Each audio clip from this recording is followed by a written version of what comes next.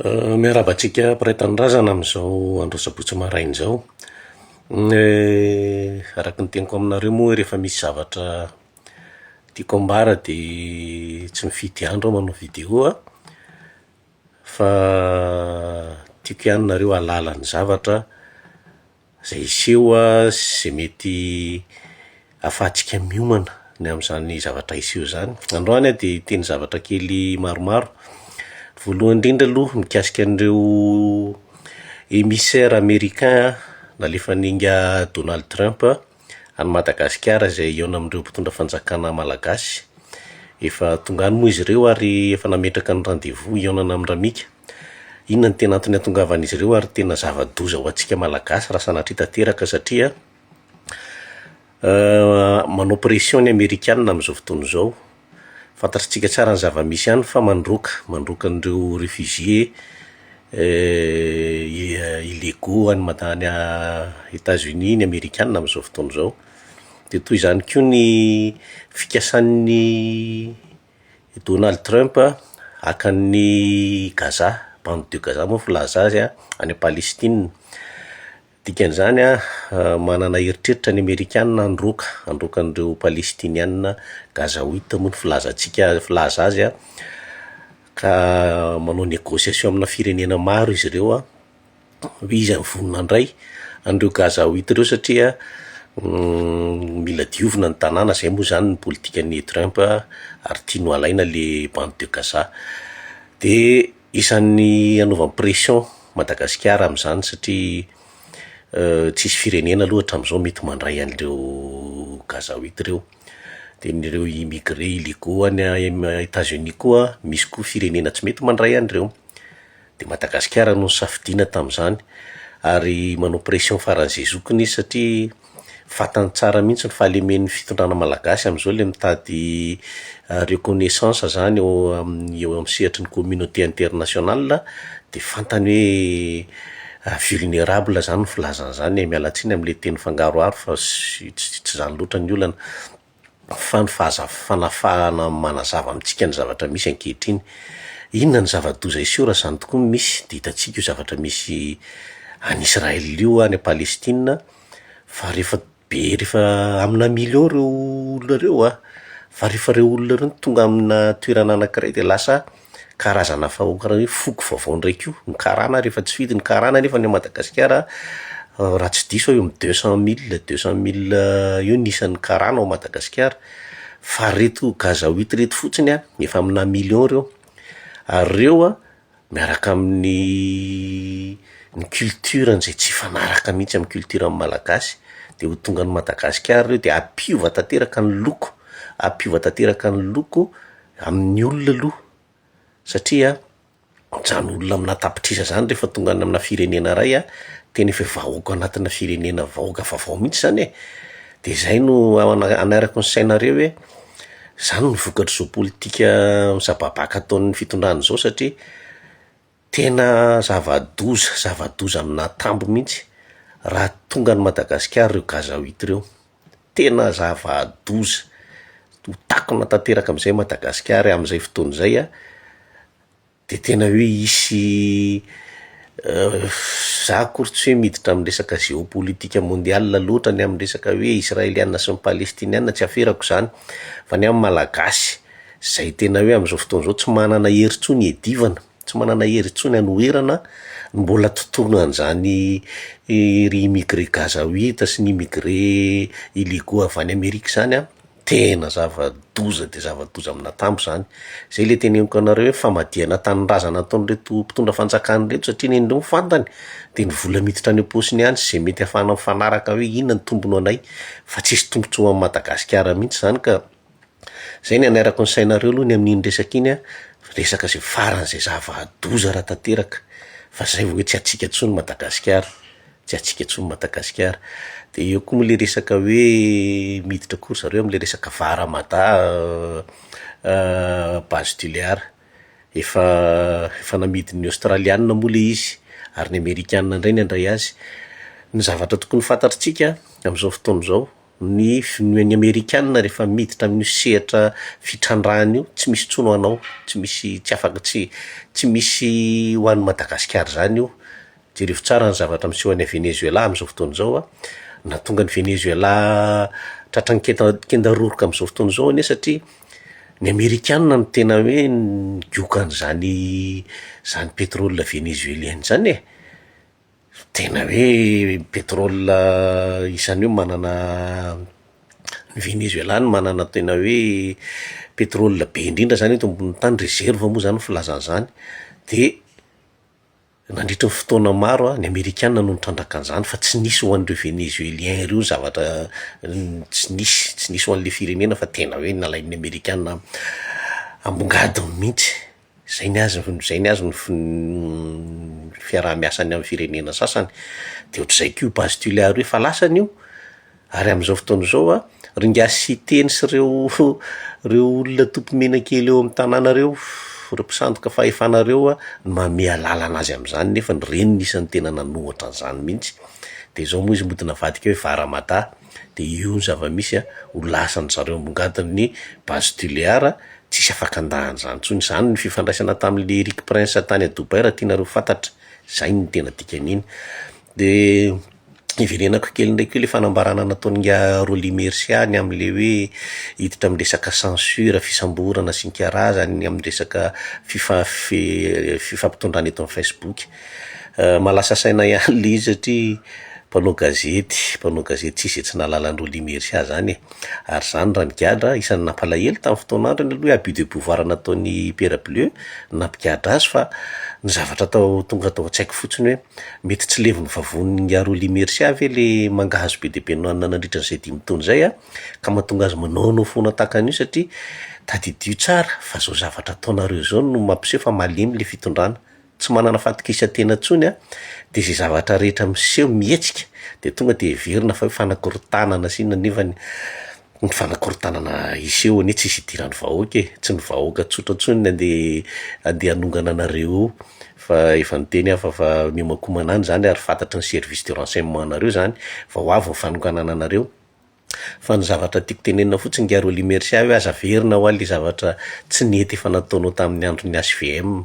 Tena tsika tsy mahay makalesona mihitsy amin'izao fotoana izao no tsy menatra kory manadio kofa litaya, manadio an'ireo mafia rehetrarehetra reo. De tena hoe nivoana tanteraka tamin'ny mampanao gazety anao fa tena hoe lasa mpanao gazety voavidy zany e, mazava be ne zany e. De zao ianao andeha hanao kenda roroka an'ireo vahoaka madinika mba maneho ny heviny. Atovy araka zany nataony ny fitondrana Rajoelina teo e. Fa ny zavatra iseho rehefa tsy hoatsony de mety manandray voalinana mangazo indray ianao, satria zavatra rehetrarehetra ataonareo anie tsisy ho afamaina zany, zany no miteny anareo an'izany. Reo ACC mpangalatra reo tsisy ho afamaina amin'izany, reo fitondrana zay olona rehetrarehetra mafia reo tsisy ho afamaina rehefa tena raisin'ny vahoaka io fahefana io. Iverenako ndraiky le tenin'ny Gasikara, za moa tamin'iny le niteny hoe ministra tsy nitampina lomalemy fa vao marina foana izy amin'izao. De nao amafisiny ngasy teny moa le izy hoe zao anie mbola tsy de teza mita fa mbola par intérim fotsiny e.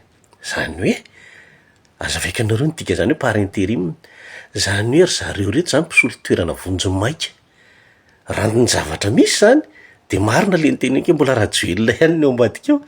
Zany hoe Rajoelina zany mbola tena tompony toerana, fa misy fotoana izy zany ato momo afaka miverina mandray ny toerany, zay le izy.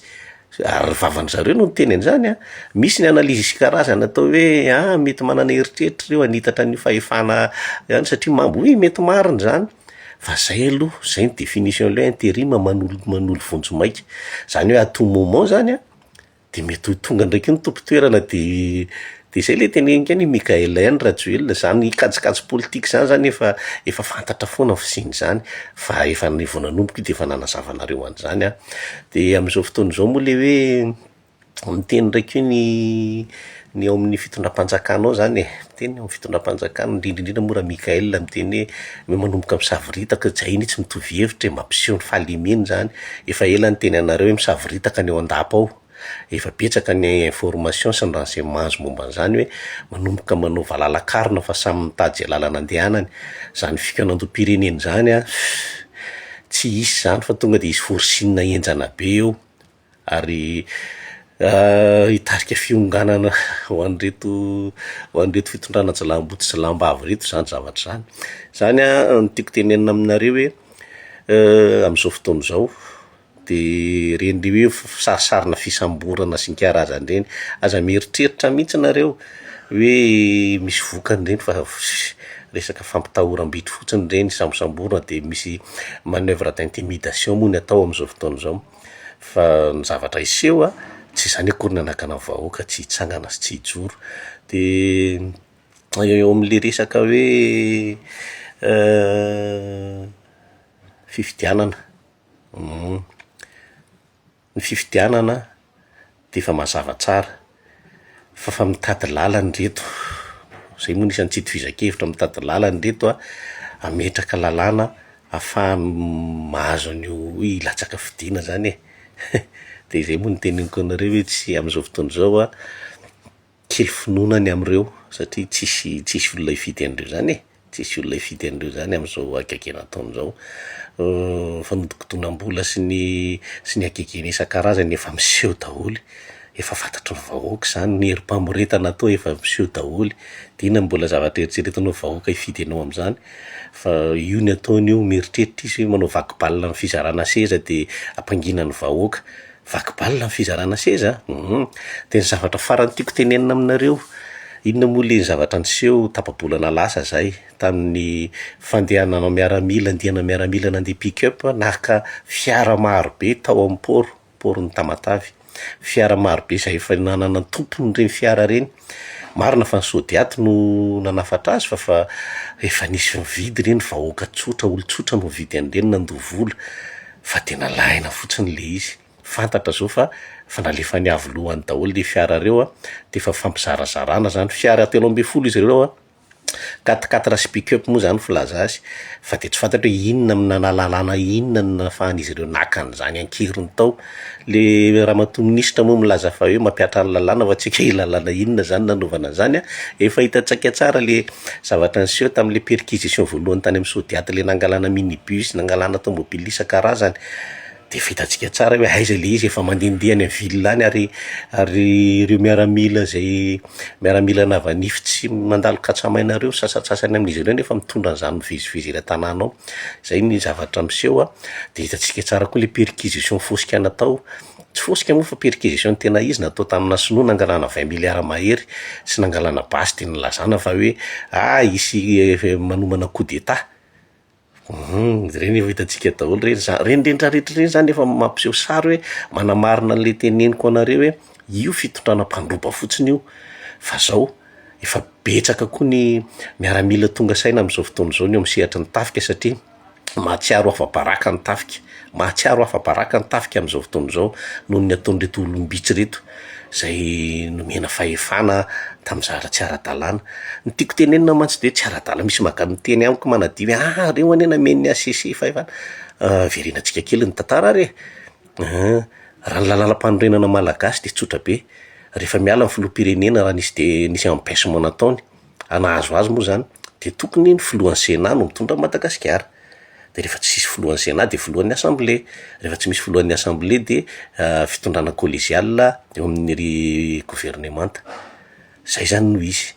Ny zavatra nisy nefany iza tamin'ireo raha ny institution nisy an'i Mikael sy ireo 10 lahy sy efatra miaraka aminy, iza tamin'ireo sénateur very zareo, filohan'ny institution inona izy. De io zay le teneniko anareo hoe fanabarabarana fisainana gasy fotsiny, satria Mikael neny teny hoe alainay fahefana, tsy nisy vahoaka nanome fahefana azy hoe alainay. Fa rehefa nivadika sy mifanaraka izy ireo tamin'ny ACC hoe menay anareo ny sehatra ozy izy ny ACC, satria misy tambony eo, misy vola eo, iny hitantsika le fangatahana demi milliards iny ireny ny tambony reny. De ireny zavatra reny efa mampiseho tsara mihitsy hoe efa tsy fitondrana ao anatina ara-dalàna intsony, ka na inona tenenin'ny Madagasikara hoe aty tsy teteza mita fa mbola ao anatin'ny constitution tsika amin'izao fotoana izao. De io zay ny constitution, Mbola manamafy ihany le teneniko hoe le constitution niezahana mody nitsakitsana namboamboarina na olakolaka sy ny karazany mba ahafahana manadio fa tsisy afaka manamarina zany mihitsy hoe naninona ny nomenan'ny Mikael ny fahefana, satria Mikael raha ny tena marina tsisy olona mpiasa tsotra tao amin'ny kapisaty an'izy fa tsy refina régiment akory ka naninona nomena azy le fahefana. Zay mahatonga ny olona lasa hoe zay tiany atao sy ny gabraraka atao sy ny fanodikodonana rehetrarehetra faran'izay zokiny. Ka zay no tiako tenena aminareo hoe mbola manamarina ny teniko foana ny amin'ny fitabitro sy ny calcul politika sy ny halatra zay tsy miroso makany amin'ny fampandrosoana amin'ny Madagasikara mihitsy, fa tena hoe fitabitro ahafahan'izy rehetra mangalatra, tsisy ny vola nefa misy vola ifampizarana ho an'ny zareo, fa ny mahavahoaka malagasy terena andohetra faran'izay zokiny mba ahafahana mandohany zany agegeny isan-karazany zany ny zavatra misy. Vahoaka efa mihinana fako mbola totoina ihany, mbola kapohana ny kanota ihany. Zay mahatonga amin'ny tena anareo hoe amin'izao fotoana izao isika malagasy amin'izao no tena hoe vahoaka fara hidiny indrindra eto ambonin'ny tany, satria mpitondra antsika efa nandra efa dondo mpangalatra isika vahoaka, nefa ny amin'izao fotoana izao dia tena hoe miaina ao anatina fotaka loto tena faran'izay mampalahelo. Ka de zay no ijoroako foana, be dia be nareo no mandefa message hoe inona ary no tokony atao raha zoko mijoroa ianao satria ianao ny antenaina, na miaramila raha ny teny an'izany fa za mbola miteny foana. Ny vahoaka no tokony omena ny fahefana, ny vahoaka, isika vahoaka no tokony andraikitra amin'io dia ataontsika izay tokony ahazoana ny fahefana io. Aza mieritreritra, aza mametraka tsangan'olona nareo na za io na iza tsy important zany, fa ny zavatra tadiavintsika fotsiny de hoe tsy maintsy andresitsika. Ary zay no mahatonga hoe mbola temporisena le satria fitondrana io tena tsoroko aminareo mihitsy, fa na rapitso areo de afaka ahongana, na rapitso areo de afaka ahongana.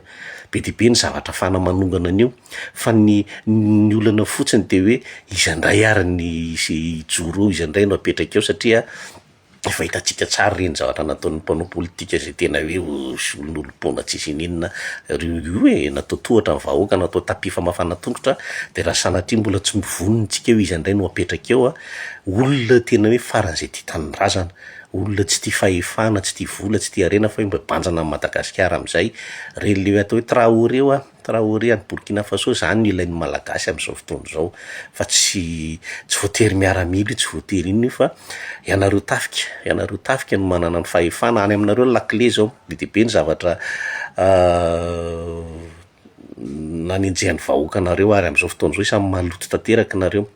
Ninona teneninareo, nareo no afaka manala an'ireo satria nareo no manana fahefana sy ny basy amin'izany.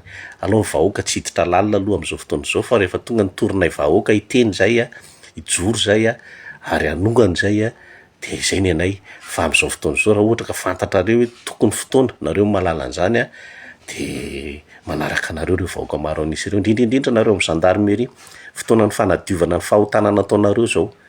Efa be dia be amin'izao fotoana izao ny fanalam-baraka anareo, afa baraka tanteraka nareo nefa nareo natao hoe tandroka arovozona manakaiky ny vahoaka, fa tena hoe kapisaty kely ery no lasa manala baraka anareo, manjanaka anareo.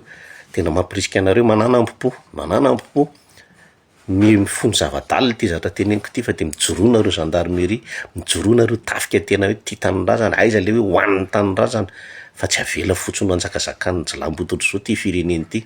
Zay no tiako tenenina amintsika vahoaka androany de raha mbola misy moa vaovao, satria ny vaovao be dia be fa mbola eo mpanamarinana an'izy ireny de zay no de mbola hiteny mandrakariva. Fa le zavatra voalohany teneniko tary amin'ny fiandohana teo no tena mamaky any milaza azy hoe tereniny Amerikanina ny malagasy handray an'ireo gaz à huit rehetrarehetra mahatratra amina million ho afindran'ny Madagasikara. Tantara efa saika nisy zany tamin'ny andron'ny guerre mondiale, tamin'ny andron'ny Hitlera hoe saika nafindra tany Madagasikara reo jiosy reo.